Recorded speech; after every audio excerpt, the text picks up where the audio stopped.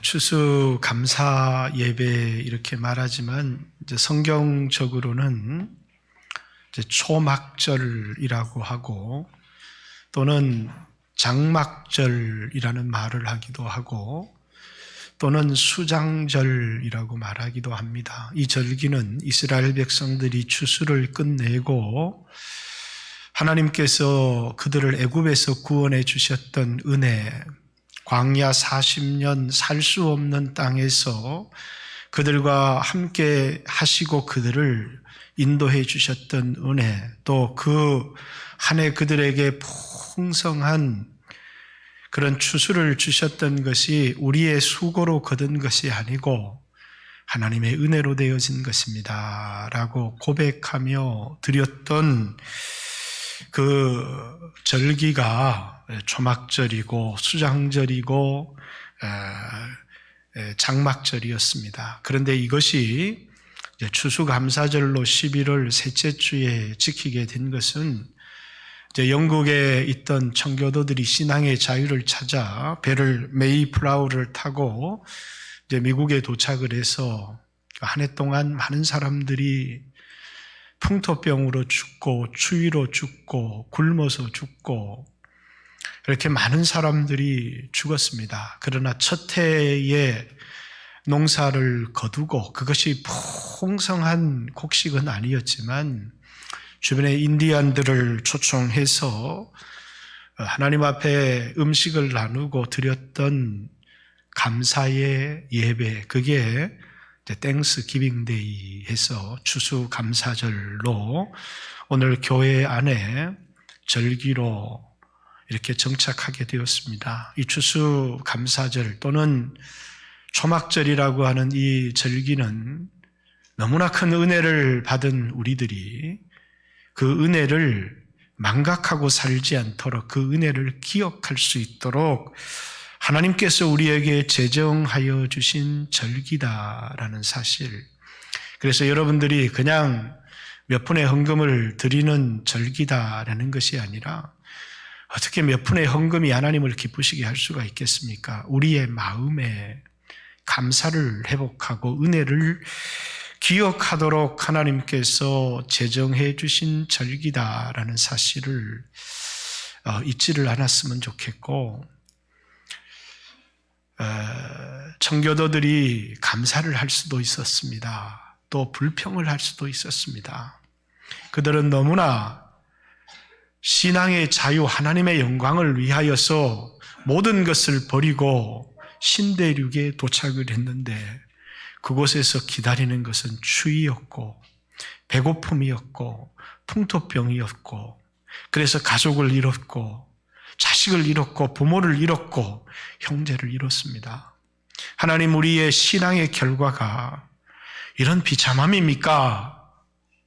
라고 원망을 할 수도 있었고 불평을 할 수도 있었지만 그들은 감사를 선택했습니다. 그들은 모여서 또 주변의 이웃들을, 인디언들을 초청해서 그들은 감사했습니다. 그 감사의 결과가 오늘의 미국이다. 저는 그렇게 생각합니다. 여러 나라를 다녀보았습니다. 공산화되었던 나라, 가난한 나라, 공산화되었던 나라에는 감사가 없습니다. 가난한 나라에는 우상이 가득합니다. 그러나 언제나 이 부요한 나라, 또 기독교가 성행했던 나라의 그 국민들의 삶에는 늘 감사가 있습니다. 하나님 감사합니다 라고 하는 하나님께 대한 감사와 부모님의 은혜를 기억하고 감사합니다 라고 하는 은혜를 잊지 않는 그 습관이 그들의 삶에 배어 있습니다.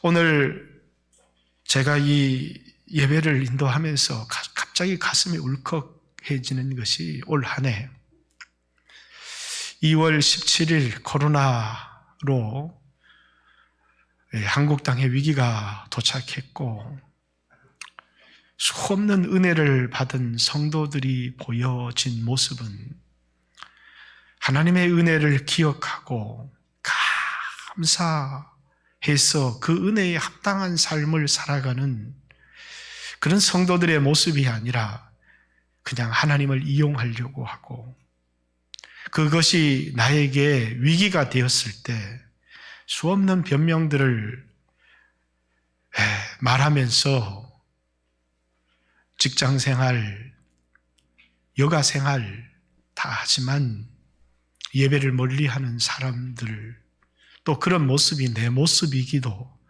했기 때문에 하나님 앞에 너무 죄송하고, 또 한국교회가 너무 하나님의 은혜를 잊어버리지 않았는가. 가난할 때 병들어서 병원조차 갈 수 없어서 교회 와서 목사님들의 안수를 받고 그렇게 치유받고 그렇게 살아온 이 나라가 어느 날 세계 최고의 병원들을 가지게 되었고, 아직 3만 불밖에 되지 않는다 이렇게 말하지만 6만 불 되는 미국 나라보다 국민들의 삶의 질은 더 높고, 전 세계 어느 나라를 가보면 외국에 나가지 못해본 사람들은 그렇게 얘기합니다. 미국 가면 정말 사람들이 잘 산다고. 그러나 미국 땅을 밟아본 사람들은 이 세상의 천국이 여기다 이렇게 얘기를 합니다. 아무리 살기 좋은 나라가 되었지만 정작 우리에게 잃어버린 게 있습니다. 그것은 하나님의 은혜를 망각해버렸고, 또 하나님 앞에 대한 감사를 망각해버린 것, 어쩌면 우리에게 돈이 좀 남아있을지 모르고 좋은 기술도 우리에게 남아있을지 모르지만 우리가 가장 귀한 감사를 잃어버린 민족이 되지 않았는가. 그래서 어디에서든지 듣는 것이 내가 빼앗겼다는 이야기, 원망하고 불평하는 이야기들을 이 세상 곳곳에서 들려오지만 감사의 얘기가 들려오지 않는 나라가 되어버리지 않았는가, 그런 생각이 들어서 너무너무 마음이 아픕니다. 성경에 어떤 사람에게 두 아들이 있었습니다. 첫 번째 아들은 너무너무 아버지의 말을 잘 듣고 순종하는 아들이었고, 두 번째 아들은 허랑방탕한 그런 아들이었습니다. 아버지가 세상을 떠나기도 전에 아버지에게 내게 돌아올 재산의 분깃을 나눠주십시오. 왜냐하면 아버지의 간섭이 싫었고 아버지의 참견이 싫었고 아버지의 잔소리가 싫어서, 그래서 자신에게 돌아올 분깃을 받아서 먼 나라로 떠났습니다. 세리와 창기들의 모습인데 거기서 창기들과 노란하고 허랑방탕한 인생을 살았습니다. 그런데 인생의 배고픔과 고통 속에서 아버지의 사랑을, 아버지의 은혜를 깨닫게 되었습니다. 그래서 내가 아버지께로 돌아가리라 해서 아버지께 돌아오는데 아버지는 그 아들을 잊지 못하고 기다리고 있었습니다. 아직 상거가 먼데 둘째 아들이 돌아오매 아버지가 그 아들을 부둥켜 안습니다. 그리고 너무너무 기뻐서 그 아들의 삶이 아버지를 너무너무 기쁘게 한 삶이 아니었습니다. 그 아들의 삶은 아버지를 배반하는 삶이었고 허랑방탕한 삶이었고 죄악된 삶이었는데 아버지는 너무너무 기뻤습니다. 왜? 아들의 삶이 너무너무 거룩한 삶이었기 때문이 아니라 그 아들이 아버지의 은혜를 기억하고 아버지의 사랑을 기억하고 돌아왔기 때문입니다. 그래서 잔치를 벌였습니다. 소를 잡기도 하고 또 아들의 손에 가락지를 끼우기도 하고 새 옷을 사서 입히고 좋은 신발도 신겼습니다. 그 기쁨을 이길 수가 없어서, 다시 말해서 아들의 삶이 너무너무 훌륭했기 때문에 아들이 세상에서 성공을 해서 그래서 부귀영화로 돌아온 것이 아니라 실패하고 가난하고 병들고 보잘것 없이 되어서 돌아왔지만 돌아온 아들 때문에 아버지는 기쁨을 이길 수가 없었습니다. 그래서 큰 잔치를 벌인 것입니다. 둘째 아들이, 큰 아들이 밖에서 일을 하다가 와보니 집에서 잔치 소리가 나서 종을 불러서 이게 무슨 잔치 소리냐 물었더니 당신의 아버지가 당신의 동생이 돌아오매 기쁨을 주체할 수 없어서 마을 사람들을 불러서 잔치를 벌이는 것입니다. 그랬더니 이 큰아들이 너무너무 화가 났습니다. 그래서 아버지가 그 큰아들의 얘기를 듣고 이제 나와서 큰아들에게 네 동생이 죽었다가 살아서 돌아왔다. 그러면서 이거 기뻐하고 즐거워하는 것이 마땅하지 않느냐. 들어가서 함께 기뻐하고 즐거워하자 했더니 이 큰아들이 하는 말이 아버지를 한 번도 떠난 적도 없고 아버지의 명을 한 번도 어긴 적이 없는 나를 위해서는 염소 새끼 한 마리 잡아준 적이 없더니 아니 아버지의 재산을 창기와 함께 먹어버린 그 방탕한 아들이 돌아오매 어떻게 이렇게 기뻐하면서 잔치를 벌일 수 있습니까? 이렇게 아버지를 향해서 섭섭한 마음, 원망하고 불평하는 마음을 털어놓았습니다. 이것은 주님이 우리에게 원하는 것이 무엇인지 바리새인들, 유대인들 윤리적으로 도덕적으로 종교적으로 경건했습니다. 그리고 그 경건함 때문에 아버지에게 복을 주세요. 구원을 주세요.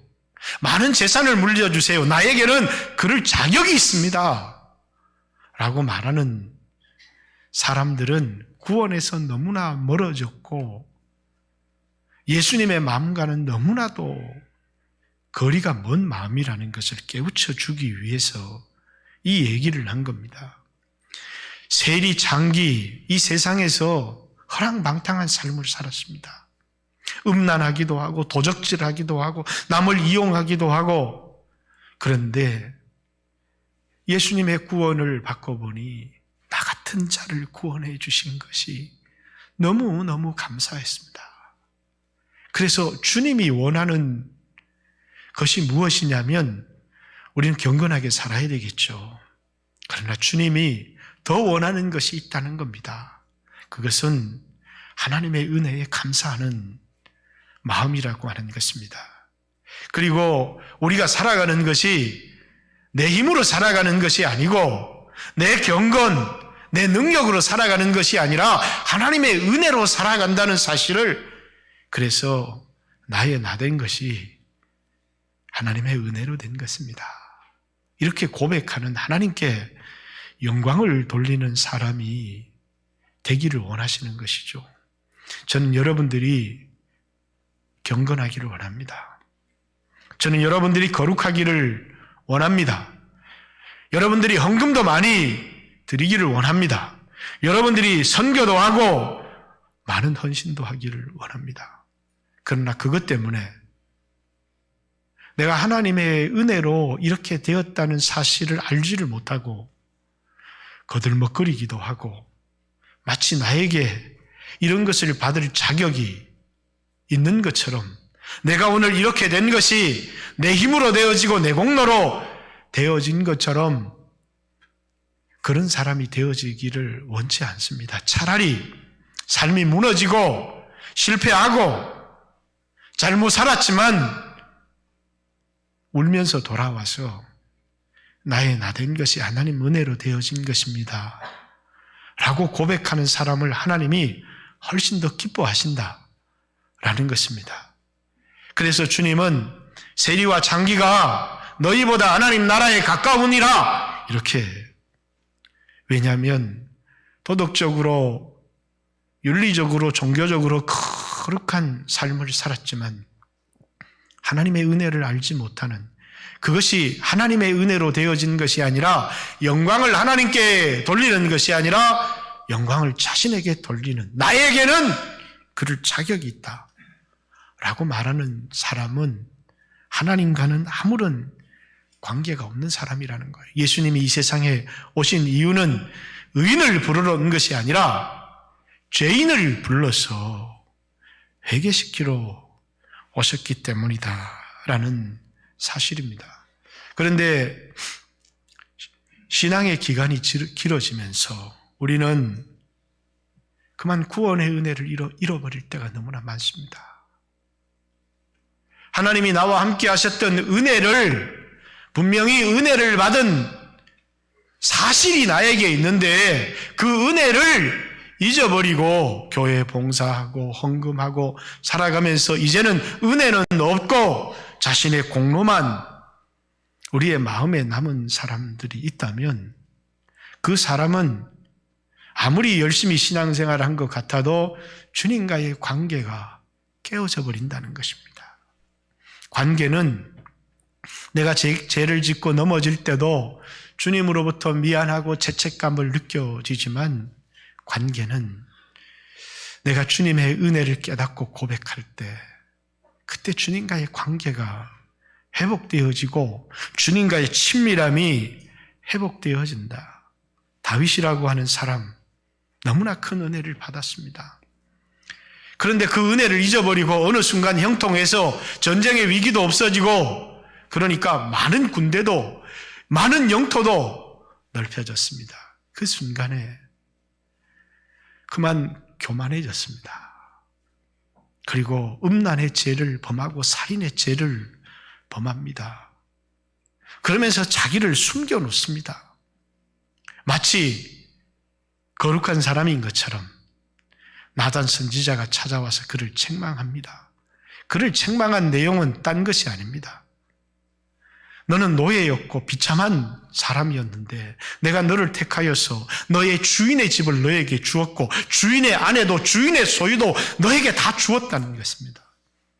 아니 그것이 너에게 부족해서 네가 구하였다면 이것저것도 더하여 주었을 것이라는 것입니다. 그런데 내가 어찌하여 그 은혜를 잊어버렸느냐는 것입니다. 어떻게 그 은혜를 잊어버리고 이같이 행하였느냐. 네가 이렇게 많은 것을 받았음에도 불구하고 왜 은혜를 망각했느냐. 우리가 잘 아는 엘리 제사장이 있습니다. 성경을 한 번만 찾아볼까요? 우리 사무엘상 2장 27절 구약 성경입니다.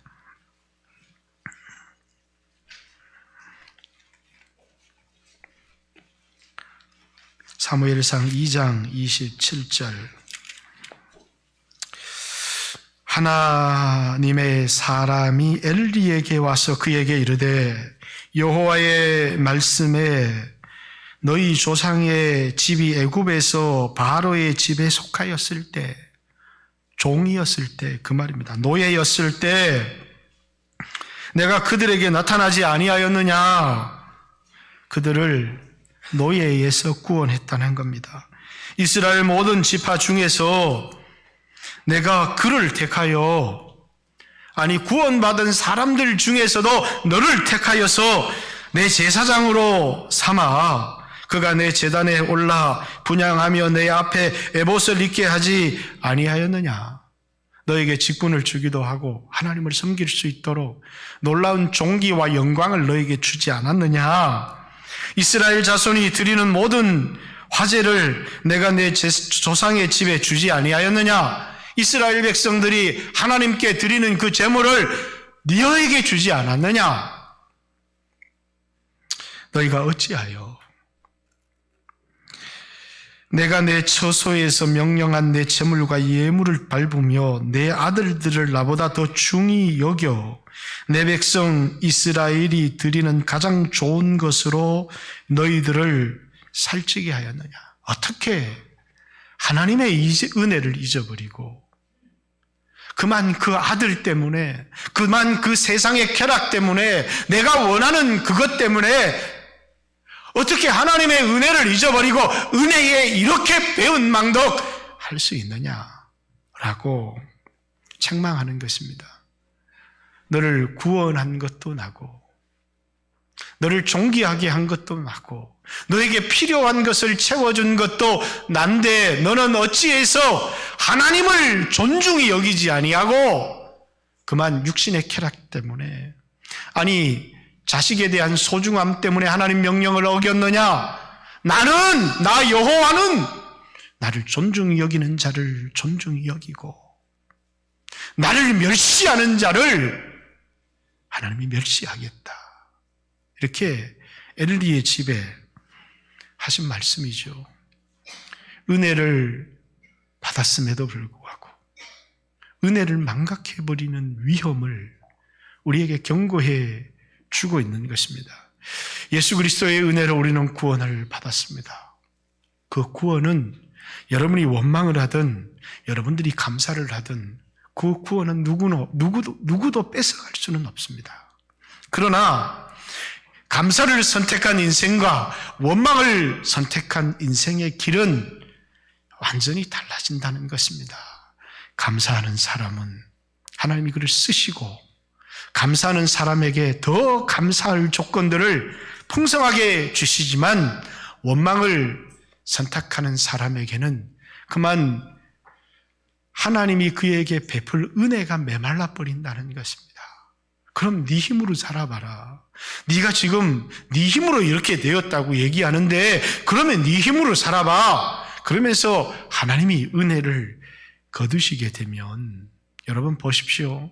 마시는 공기도 내가 만든 게 아니고 마시는 물도 먹는 음식도 내가 한 것이 아니고 하나님이 좋은 날씨를 주셨고 또 따뜻한 햇빛을 주셔서 하나님이 이 은혜를 한번 거두셔서 하늘 문을 닫으시고 비가 내리지 않고 흉년이 들면 우리의 노력, 우리의 수고는 아무것도 아닙니다.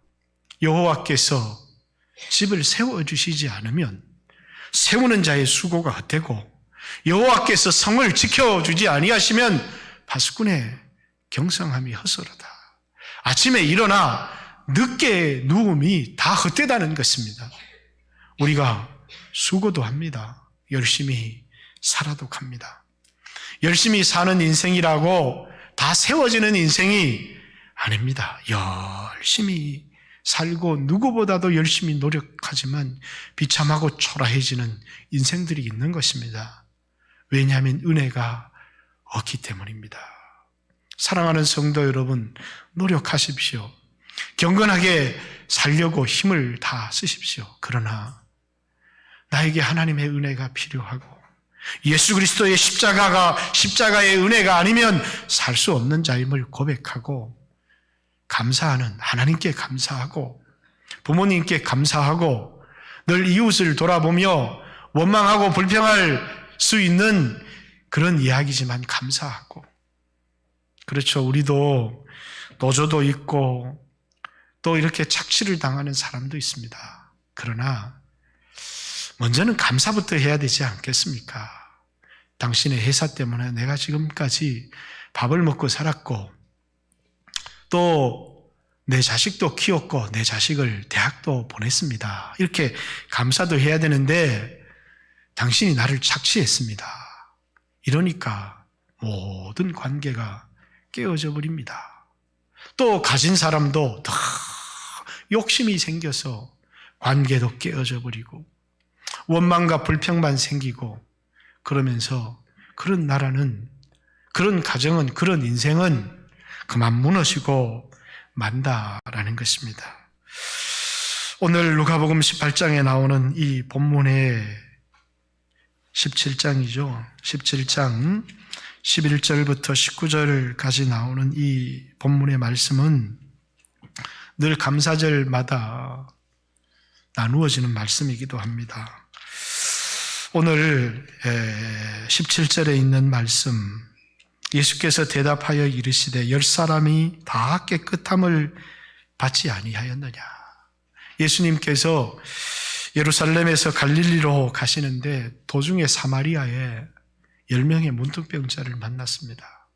여러분, 오늘날에도 문둥병, 한센병은 큰 병이지만 이것은 불치의 병입니다. 이 당시에로는 오늘날에는 한 알의 약으로도 고칠 수 있는 병이나 그 당시에는 불치의 병이 되어서 가족들과 함께 살아갈 수도 없고 자신의 몸이 썩어 들어가는 냄새가 나는 그런 병입니다. 그런데 이 사람이 예수님을 찾아와서 우리를 불쌍히 여겨주십시오 했더니 예수님께서 제사장에 가서 너희 몸을 보이라 가는 도중에 10명의 문둥병자가 다 깨끗함을 받았습니다. 그런데 한 사람이 돌아와서 하나님 앞에 영광을 돌리며 예수님의 발 앞에 감사하고 살해했다 이렇게 얘기를 합니다. 그랬더니 예수님께서 아니 10명이 다 나음을 받지 않았느냐, 나머지 9은 어디 있느냐 이렇게 예수님이 물으시죠. 나머지 9은 어디 있느냐라고 이 물으시는 예수님의 말씀 속에 예수님은 우리에게 뭡니까? 감사를 원하신다는 사실입니다. 그냥 사랑해서 했으니까 감사할 거는 필요 없다 이렇게 말씀하시는 게 아니라 여러분의 부모님들은 자녀들에게 사랑해서 모든 것을 주지만 그러나 감사할 거는 없다 이렇게 말할지 모릅니다. 그러나 은혜를 받은 사람은 마땅히 감사를 해야 되고 윤리적으로 거룩한 것 이상으로 감사할 줄 아는 사람이 참된 하나님의 형상을 닮은 사람이라는 사실을 잊어서는 안 된다. 예수님이 이 일을 보고 제가 올 한 해 한국교회 성도들을 보고 너무너무 놀랐던 것은 이렇게 배은망덕한가, 그리고 내 자신을 보면서도 위기 앞에서도 이렇게 내가 형편없는 사람인가 라는 생각이 들었던 것처럼 예수님도 너무너무 놀라셨습니다. 예수님이 놀란 이유는 한 사람만 돌아왔기 때문이 아닙니다. 예수님이 충격을 받으신 이유는 정말 은혜를 많이 받은 유대인은 하나도 돌아오지 않았다는 것입니다. 이방 사마리아인 한 사람만 예수님께 돌아왔다는 것입니다.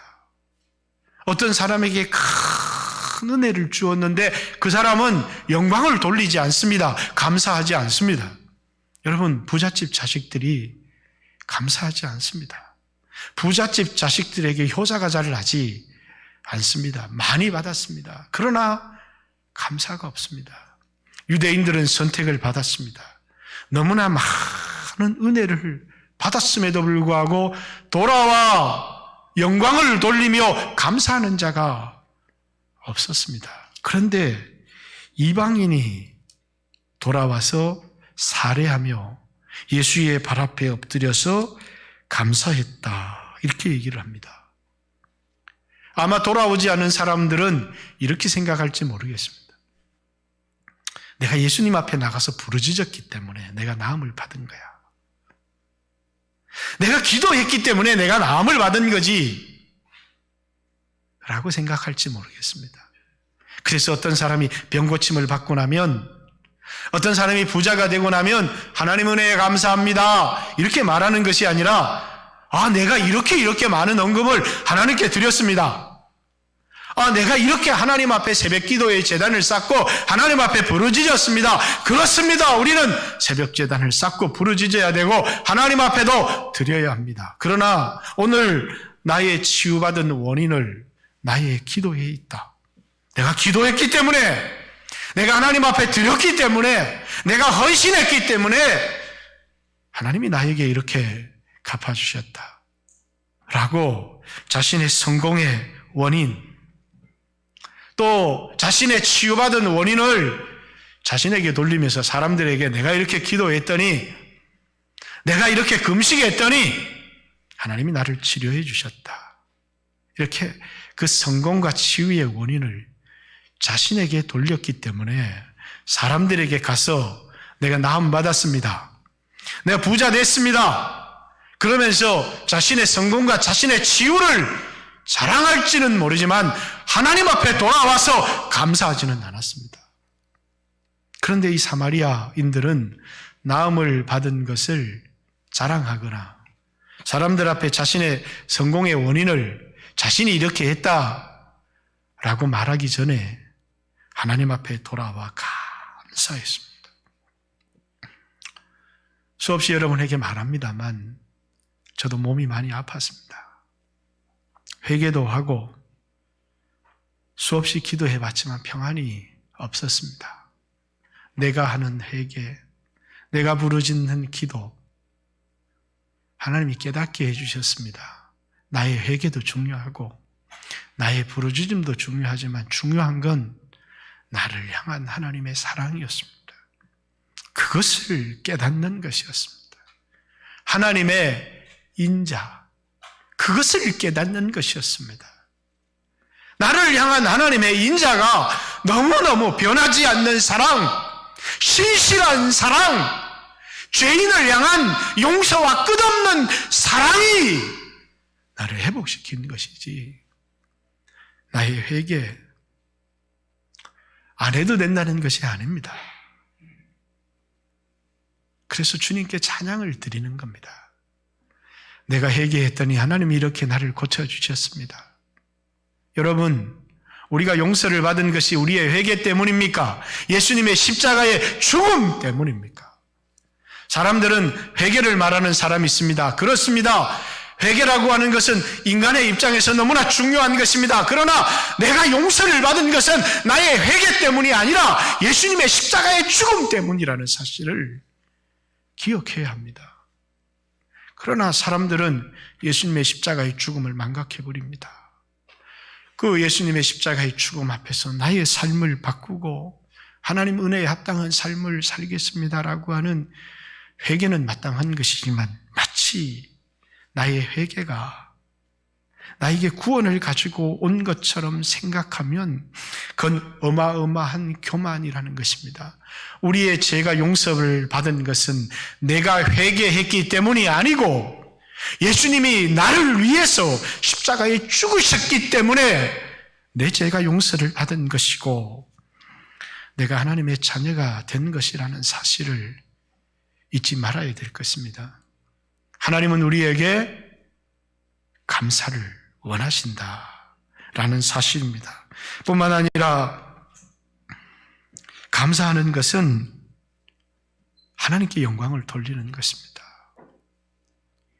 이거 하나님 때문에 내가 이렇게 성공한 것입니다 라고 많은 사람들이 물질도 가지고 있고 지식도 가지고 있고 그런데 하나님께 감사를 하지 않습니다. 영광을 돌리지 않습니다. 영광을 돌리지 않는다는 이야기는 뭘 의미하느냐 하면 오늘 내가 잘나서 이렇게 부자가 된 것이다라고 하는 고백과 마찬가지입니다. 부잣집에 태어났습니다. 그에겐 잘난 것이 아무것도 없습니다. 그런데 마치 내가 잘나서 부자가 된 것처럼 여러분, 오늘 여러분과 저에게 있어서 참 중요한 것은 겸손한 것입니다. 교만한 사람은 자기를 자랑합니다. 고린도전서 4장 7절 너희가 가진 것 중에 은사를 가졌습니다. 방언도 하고 예언도 합니다. 돈을 가졌습니다. 건강을 가졌습니다. 재능을 가졌습니다. 받지 않는 것이 어디 있느냐. 그런데 왜 감사하지 않고 자랑하느냐? 왜 자랑질을 하느냐? 그 말입니다. 자랑하지 말라는 것입니다. 감사하라는 것입니다. 자랑은 자신에게 영광을 돌리는 것입니다. 감사는 하나님께 영광을 돌리는 것입니다. 하나님은 감사하는 자를 축복해 주시나 자랑하는 자에게는 은혜를 거두시는 것입니다. 철야예배 르호보암 왕에 대한 이야기를 여러분과 나누었습니다. 그는 형통할 때, 부자가 되었을 때, 강대국이 되었을 때 교만해졌습니다. 왜요? 그 성공의 원인을 자신에게 돌렸기 때문입니다. 은혜를 망각해버렸기 때문에. 그래서 형통이라고 하는 것은 우리에게 하나님 때문에 이렇게 내가 잘 됐습니다라고 하는 것은 감사의 조건이 되어집니다. 그러나 형통이라고 하는 것은 은혜를 잊어버린 사람에게는 교만의 원인이 되기도 합니다. 오늘 여러분이 형통합니까? 그것이 여러분을 교만하게 하는, 여러분을 자랑하게 하는 그 교만의 원인이 되어집니까? 아니면 하나님 앞에 감사하게 되는, 하나님의 은혜로 되는 것이구나. 감사하는 사람은 은혜를 아는 사람이요, 예수 그리스도께서 원하는 참된 하나님의 형상, 그래서 자녀를 키우되 제일 중요한 건 은혜를 아는 사람으로 키우는 것이 제일 중요합니다. 은혜를 알지 못하는 사람은 방종하게 되어 있습니다. 또 여러분과 저처럼 은혜를 받았고 한때 그 은혜에 감격했지만 시간이 지나면서 그 은혜를 망각해 버려서 하나님의 사랑에서 떨어지는 사람도 있습니다. 교만은 뭐라고요? 우리가 하나님 자리에 앉는 것이 교만입니다. 자랑하는 것은 딴 것이 아니라 우리가 마땅히 하나님께 내어드려야 될 주인의 자리에, 내가 그 자리에 앉아서 내가 영광을 누리는 것이, 그게 교만인 것입니다. 그래서 오늘 15절에 있는 말씀, 15절, 그 중에 한 사람이 자기가 낳은 것을 보고 큰 소리로 하나님께 영광을 돌리며 돌아와, 이렇게 예수의 발 아래 엎드려 감사하며 하니 그는 사마리아 사람이다. 하나님께 영광을 돌렸다. 그가 치료를 받았는데 영광을 하나님께 돌렸다, 이렇게 얘기를 합니다. 감사는 영광을 하나님께 돌리는 행위입니다. 자랑은 영광을 자신에게 돌리는 행위가 자랑입니다. 하나님 감사합니다 라고 말할 때 그 영광을 하나님께 돌리는, 그래서 성경은 감사하는 것마다 하나님이 영광을 받았다. 누가복음 5장을 한번 찾아보겠습니다. 누가복음 5장 25절, 26절,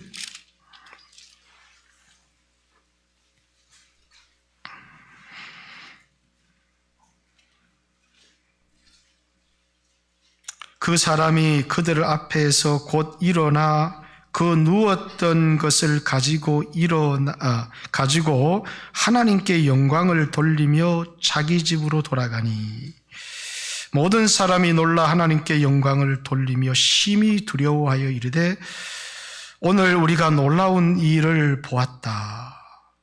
중풍병자를 예수님이 치유하시는 장면입니다. 예수님이 중풍병자에게 네 침상을 가지고 걸어가라 이랬더니 이 사람이 벌떡 일어나 침상을 들고 영광을 하나님께 돌리더라. 하나님께 감사하더라는 것이죠. 그랬더니 모든 사람들이 그것을 보고 영광을 하나님께 돌리며 하나님을 찬양하더라, 이렇게 얘기를 합니다. 누가복음 18장에 있는 말씀도 보겠습니다. 43절, 소경을 눈뜨게 한 사건입니다.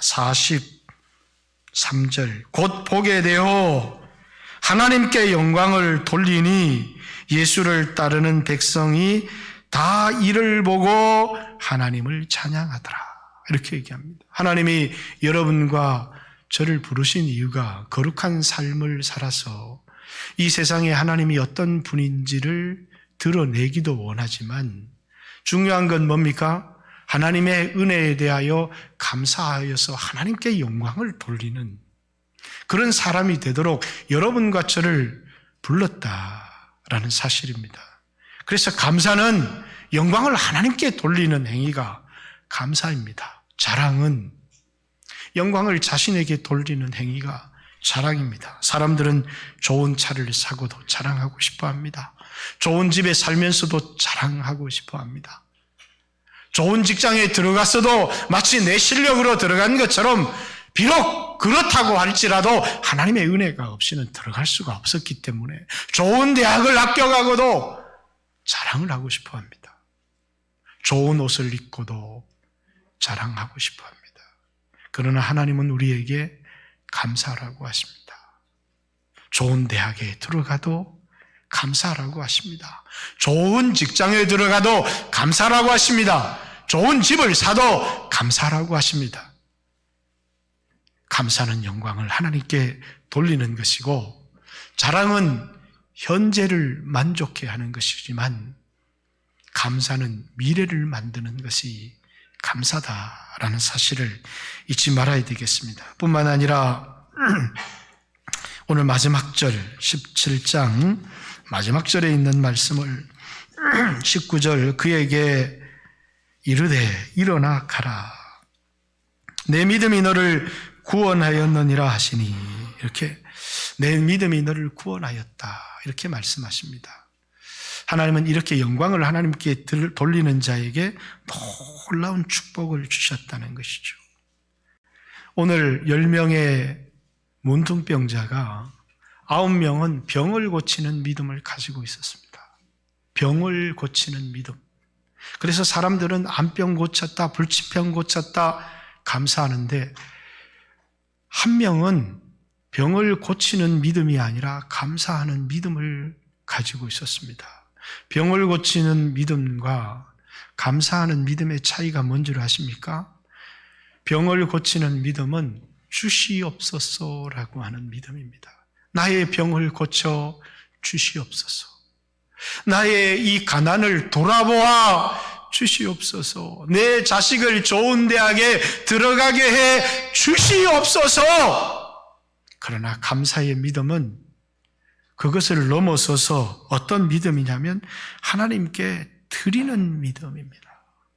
예배는 하나님께 드리는 것입니다. 받는 신앙도 중요하지만 드리는 신앙이 성숙한 신앙입니다.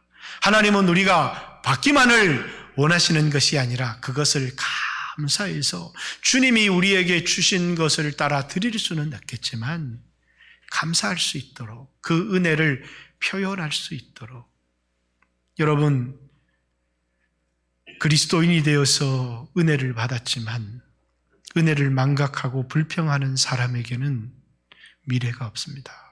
그래서 9명은 병을 고침을 받은 것으로 끝이 납니다. 주님은 감사하지 않았다고 해서 취소시키지 않습니다. 그러나 그것이 그에게는 끝이라는 것입니다.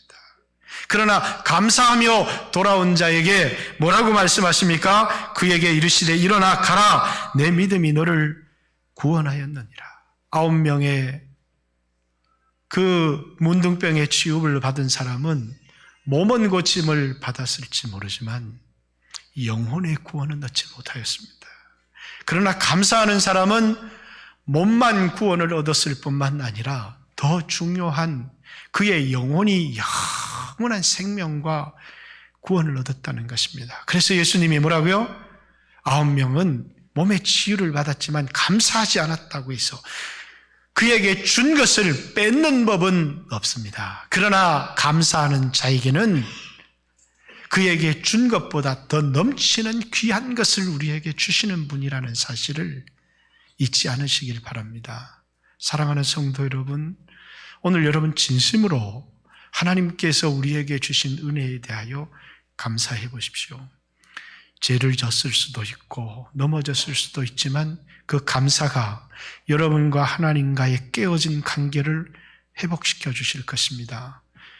절망 가운데 있습니까?